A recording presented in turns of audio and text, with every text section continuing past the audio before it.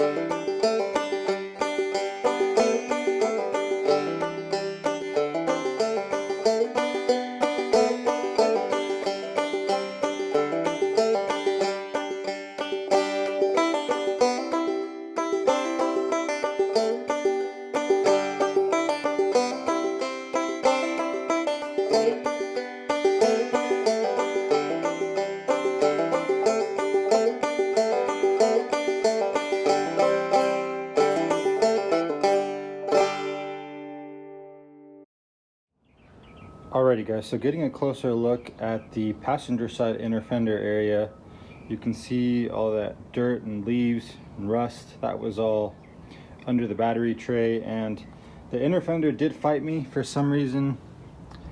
This bolt was just spinning, so didn't want to come out, so I'm gonna have to take that out with the grinder.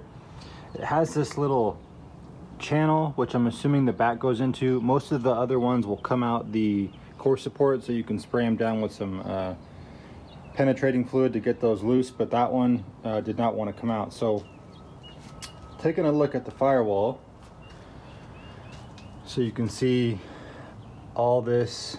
We have some surface rust here, so we're going to clean all this up and then getting you guys a view of all the rust. So again, for now we're going to leave that alone. We're just going to work on blocking this area here. And if you guys saw the previous video where we went over some things on the truck, this is what I'm going to be using. Now this is from Fat Fender Garage. It's their AC delete. I've had it for quite some time. I wanted to put it on earlier, but of course I wasn't able to.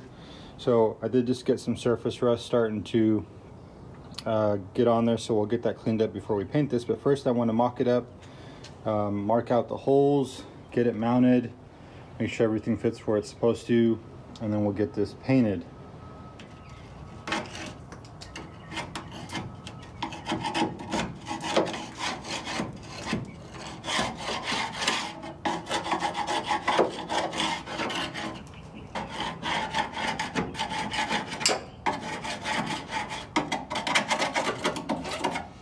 Oh, isn't that nice?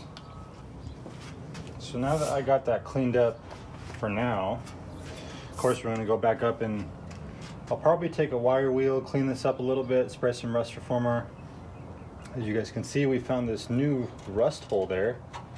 So I don't know if I want to try to cut that out and weld in a little patch piece. We'll see how well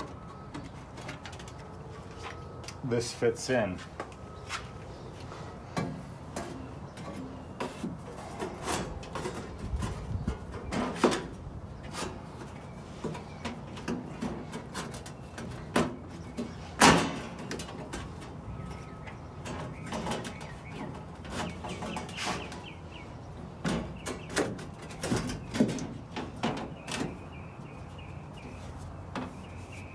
So that actually sits really, really well, and you can pretty much leave it on this seam of the cab here,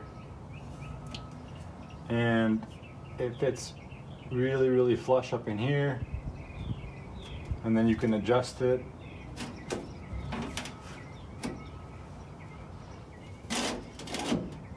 Left or right. I'm catching on this little piece of rust up here, so real quick, I just want to get you guys a view of the panel from inside the cab, and as you guys can tell, it doesn't completely line up correctly. So it's a little bit off here, which also throws it off at the top up there. Let's see what we can do to get this to line up a little better. So for the initial test fit, I'm definitely very happy with how it laid in. It's super, super simple to get in there. Pretty much just got to mark the holes, do any fine little adjustments if you'd like. You really could just put it in, drill the holes and bolt it up, but I actually marked some Sharpie here and then down here at the bottom, so there was good coverage there.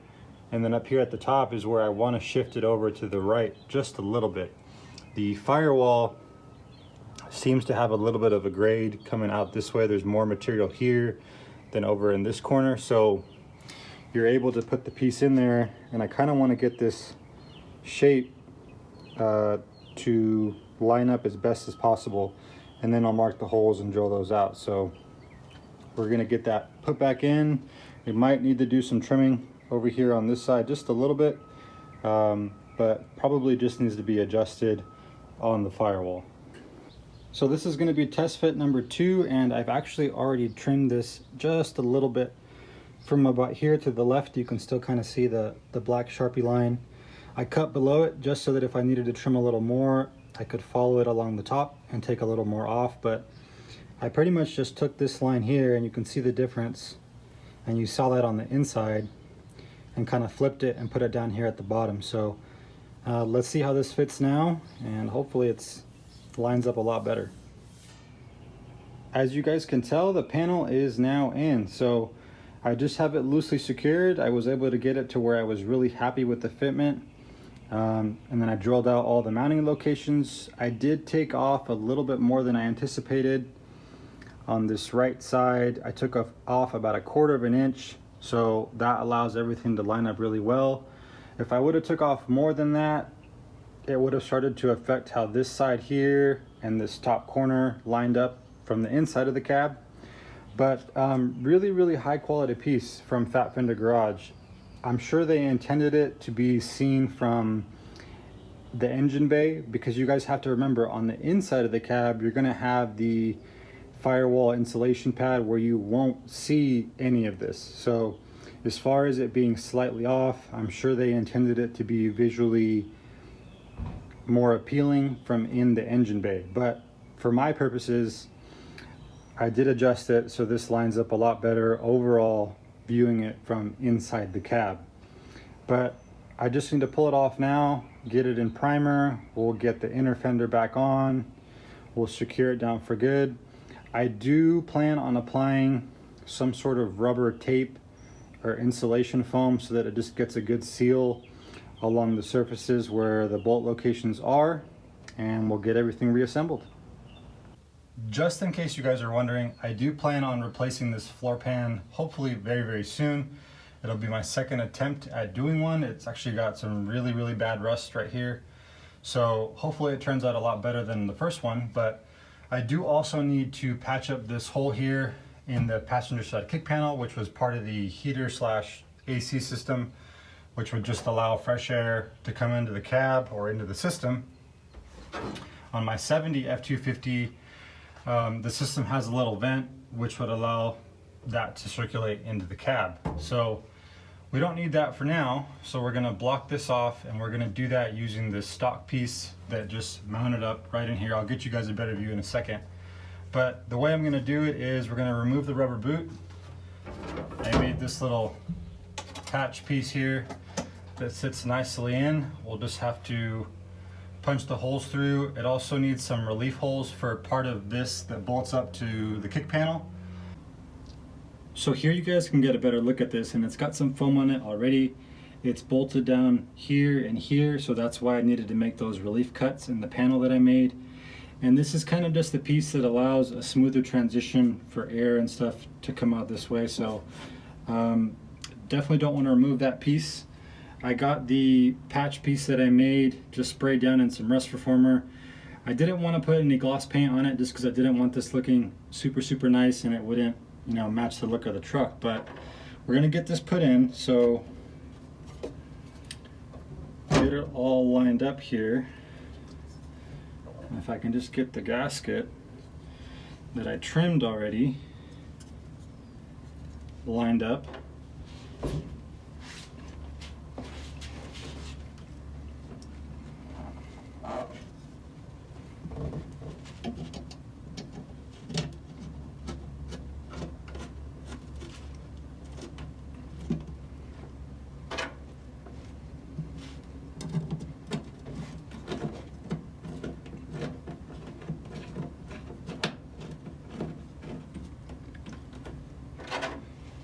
So then the last one is up here. So that seals this up. I'm definitely glad that I went with the flat color. It matches the rest of the truck really well, and it definitely feels very solid. I don't think I should have any issues with any leaks coming from that. But besides the foam that's behind this, that original rubber piece, I'm not even sure what you would call it, but I trimmed that back so it's kind of acting like a gasket between this piece here and the panel that I made. So everything's really secure, and let's get back to the Firewall. So moving back to the exterior of the truck, as you guys can tell, the front end is back together. Another thing you guys might notice is the bumper. This truck had a bumper on it originally, but it was really badly bent. The 70 F250 is now on non-op status in the state of California, which means I cannot drive it on the road legally. It's going to be going a pretty much frame-off restoration done by myself. So we're borrowing the bumper from that truck. I'll eventually probably buy that one, a brand new one. So this is going to be on this one for now. Besides the bumper, this fender, I finally got it on here. Had it for 7 months. The one that was on the truck had quite a bit of rust. And it was really badly damaged at the back half here. So this one has this little spot here, but besides this, it's in really good shape. This has no rust on it at all. I did also replace the inner fender. This was off of a later 70s truck. The one that was on here was really hacked up down here. Why, I have no idea, but replaced it. This one has a few differences compared to the one that was on it. You can tell those grooves are not there. I'm assuming these were, as safety laws change, this is probably like a crumple zone, so it wouldn't get completely pushed back in. I did also grab these hood supports. I'm not quite sure what year those started, but why not put those on there? So let's get back to the panel. It's pretty much all ready to go. I did decide to paint it, so I'll show you guys that right now. So I ended up painting it.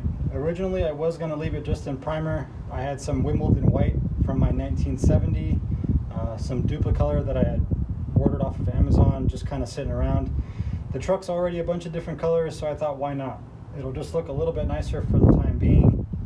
On the back side, I did put some open cell foam. The open cell versus closed cell will crush a lot easier, whereas closed cell is a little bit stiffer. So this should crush pretty much all the way down as I tighten it.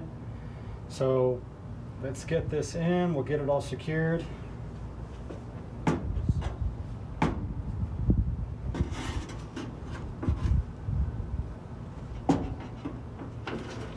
gonna place some of the hardware like originally from the inside out, and then the top pieces will go from the engine bay in, just so that it looks a little cleaner from the inside. So I'll show you guys that once I get there. Now that the hood's back on, the front end is back together. You guys are going to also see in an upcoming video some rust repair on this driver's side fender. Back here at the back, this really nice winter green color, so we're going to be repainting it as well. But moving on into the engine bay.